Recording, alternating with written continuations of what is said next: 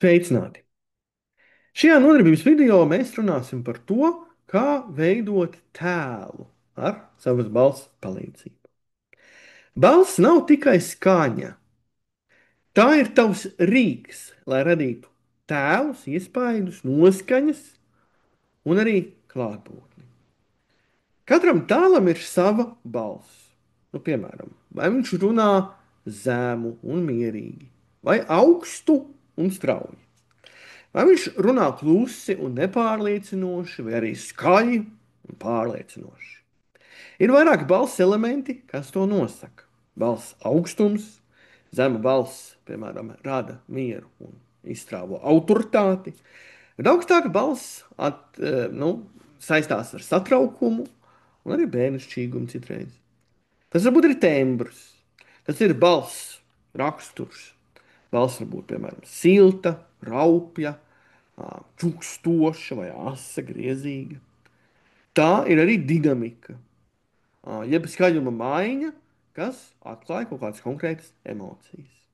Tas noteikti ir arī temps, jo lēna runa rada nopietnības tādu sajūtu, bet ātras asociējās ar steigu, aizrautību. Tās ir arī pauzes, skaņa izruna, artikulācija.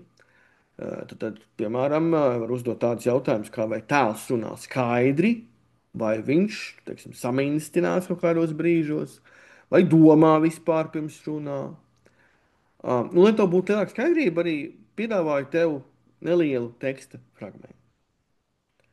Viņa teica klusi, gandrīz nemanāmi. Es nezinu, vai spēšu.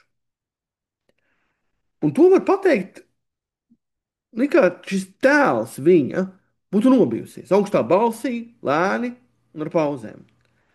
Vai kā augstu un aprēķinošu tēlu, zemā tonī, ātri, bez emocijām, vai citu piemēru viedošu, no pasakas, piemēram.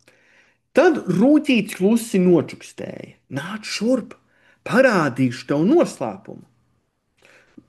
Šim tēlam kopumā ņemot dara augstākus tonus, čuksts un arī rotējīgs tembrs.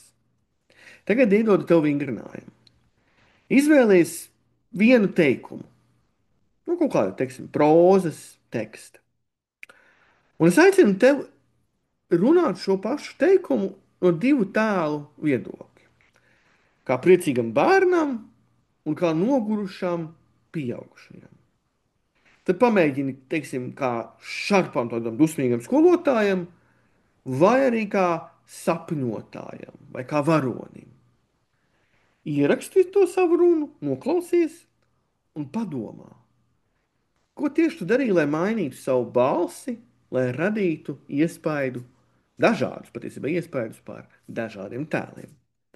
Tad ir atceries, balss ir instruments. Tā palīdz radīt tēlus, noskaņas, emocionālo ietekmi.